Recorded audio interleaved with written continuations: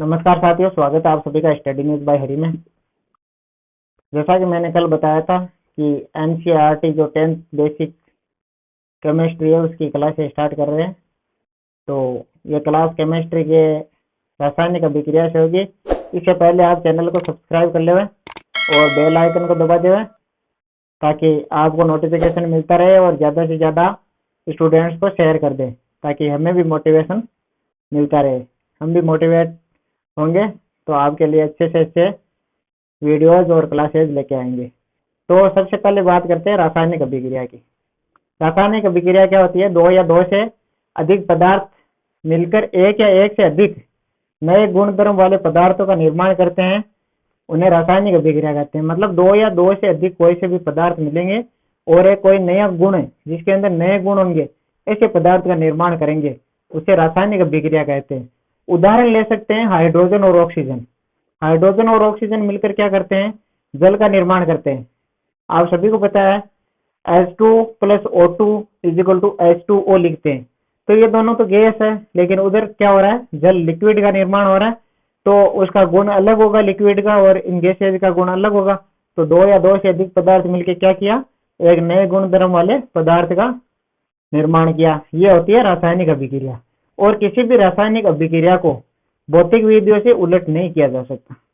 मतलब जो भी कोई रासायनिक अभिक्रिया है उसको भौतिक विधि से उलट नहीं किया जा सकता, मतलब भौतिक विधियों से उसे वापस नहीं बदला जा सकता। जल को आप ऑक्सीजन और हाइड्रोजन में भौतिक विधि से किसी छलनी से नहीं बदल सकते, उसमें वापस रासायनिक अभिक्रिया करके ही ऑक्सीजन और हाइड्रोजन में बदला जा सकता है। तो रासायनिक अभिक्रिया में क्या क्या शामिल होता है? अवस्था में परिवर्तन, मतलब अवस्था में परिवर्तन हो सकता है, उसके आकार में परिवर्तन हो सकता है। रंग में परिवर्तन, उसका रंग अगर दूसरा है, कोई भूरा है, नीला है, तो वह रंगहीन हो सकता है, या रंगहीन है तो कलरफुल हो सकता है। इसे रंग में परिवर्तन हो सकता है। तापमान में परिवर्तन, तापमान में कोई कुछ गर्म हो जाता है, कोई ठंडा हो जाता है, इस प्रकार के तापमान में भी परिवर्तन हो सकता है। और गैस का उत्सर्जन, गैस का उत्सर्जन भी हो सकता है। अब भौतिक विधि क्या होती है? इधर देखो साइड में मैंने लिखा है वाष्पीकरण, ऊर्ध्वपातन, आसवन और अपकेंद्रीकरण। ये क्या है? ये भौतिक विधि है जो अपन किसी भी पदार्थ को वापस उसी रूप में पा सकते हैं, इसलिए ये एक भौतिक विधि हो गई। लेकिन हम पढ़ रहे हैं रासायनिक अभिक्रिया, तो रासायनिक अभिक्रिया का मैंने आपको बता दिया। अब दैनिक जीवन में होने वाली रासायनिक अभिक्रिया कौन कौन सी है? तो भोजन का पाचन होता है, ये भी एक रासायनिक अभिक्रिया है और दैनिक जीवन में हो रही है। श्वसन, जो ऑक्सीजन अंदर लेते हैं उसको कार्बन डाइऑक्साइड में बदल के बाहर निकालते हैं श्वसन क्रिया के अंदर, ये भी एक रासायनिक अभिक्रिया है। लोहे पर जंग लगना, जैसे कोई लोहे की छड़ी है, उसके पास में नमी है और ऑक्सीजन की मात्रा है तो उस पर जंग लग जाता है, बुरी बुरी परत चढ़ जाती है, वो क्या होती है? वो ऑक्सीजन की वजह से हो जाता है, इसलिए ये भी एक रासायनिक अभिक्रिया है। दही का बनना, दूध का फटना, ये भी एक रासायनिक अभिक्रिया होती है। तो इस प्रकार की अभिक्रियाएं रासायनिक अभिक्रियाएं होती है। तो आगे चलते हैं। अब एक आता है अभिकारक और एक आता है उत्पाद। अभिकारक क्या होते हैं? ऐसे पदार्थ जो किसी रासायनिक अभिक्रिया में भाग या हिस्सा लेते हैं। ठीक है, जैसे अपने ऑक्सीजन और हाइड्रोजन से जल बनाया था ना, तो ऑक्सीजन और हाइड्रोजन जो थे ना वो अभिकारक थे। और उत्पाद क्या होता है? ऐसे पदार्थ जिनका निर्माण रासायनिक अभिक्रिया में होता है, जो रासायनिक अभिक्रिया हो जाती है उसके बाद में जो चीज मिलती है वो उत्पाद होता है। जैसे ऑक्सीजन और हाइड्रोजन को मिलाने पर अपन को पानी मिला, जल मिला, H2O मिला, तो वो एक H2O क्या है? उत्पाद है। नीचे देखो मैंने लिख रखा है हाइड्रोजन और ऑक्सीजन मिलकर जल का निर्माण करते हैं, तो हाइड्रोजन H2O का निर्माण होता है H2 + O2 से मिलने पर। ठीक है, इसके बाद में आगे चलते हैं।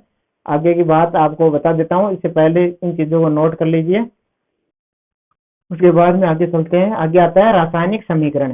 रासायनिक समीकरण क्या होते हैं? रासायनिक अभिक्रिया को रासायनिक समीकरण द्वारा निरूपित किया जाता है। रासायनिक समीकरण के अभिकारकों और उत्पादों में पदार्थ के प्रतीकों, मतलब सूत्र का इस्तेमाल किया जाता है। प्रतीकों के साथ उनकी भौतिक अवस्था को भी दर्शाया जाता है। अब क्या होता है? पहले तो भौतिक अवस्था कौन कौन सी होती है? जैसे सॉलिड, लिक्विड, गैस और एक्वस। ठोस, द्रव, गैस और जलीय विलीन। तो ठोस को तो एस से, सॉलिड से दर्शाएंगे, एस छोटा एस, लिक्विड को एल से, गैस को जी से और एक्वस को एजी से, जो जल में विलयन होते हैं, जल में विलय हो सकते हैं, जल में घुल सकते हैं, उनको एक्वस बोला जाता है, इसको एक्यू से दर्शाया जाता है। तो अब देखिए इसमें रासायनिक समीकरण में क्या होता है, सूत्र का इस्तेमाल किया जाता है। जैसे नीचे एग्जाम्पल दे रखा है मैंने, मैग्नीशियम रिबन का वायु ऑक्सीजन में दहन कर मैग्नीशियम ऑक्साइड बनाना।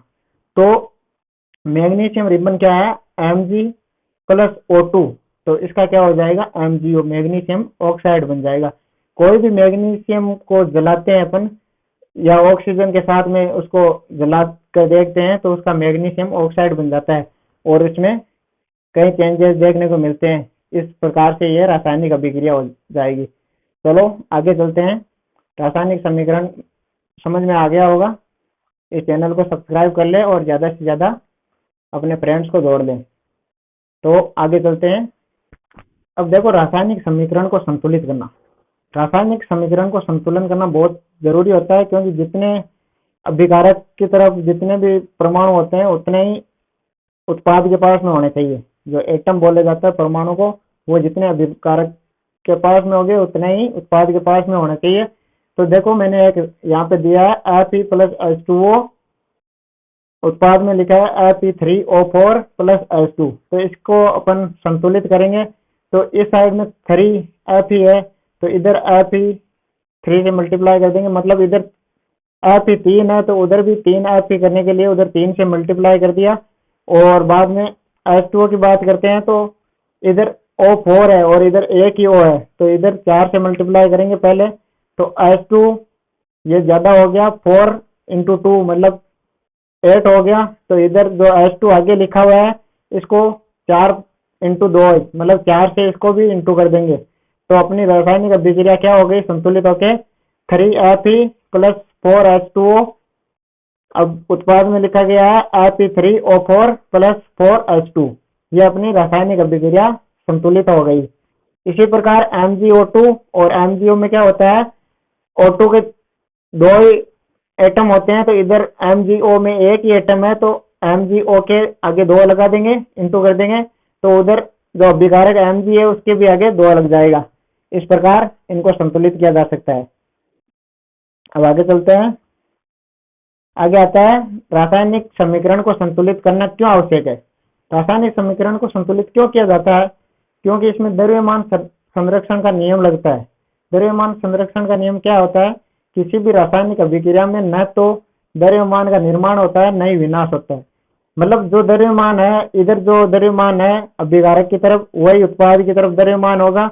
उसके इतने जितने एटम इस साइड में है उतने ही एटम उस साइड में होंगे, न तो कम होंगे न ज्यादा होंगे। तो निष्कर्ष क्या निकलता है, रासायनिक अभिक्रियाओं के पहले एवं उसके बाद प्रत्येक पदार्थों के परमाणुओं की संख्या बराबर होनी चाहिए। मतलब जो भी परमाणु है उनकी संख्या बराबर होनी चाहिए।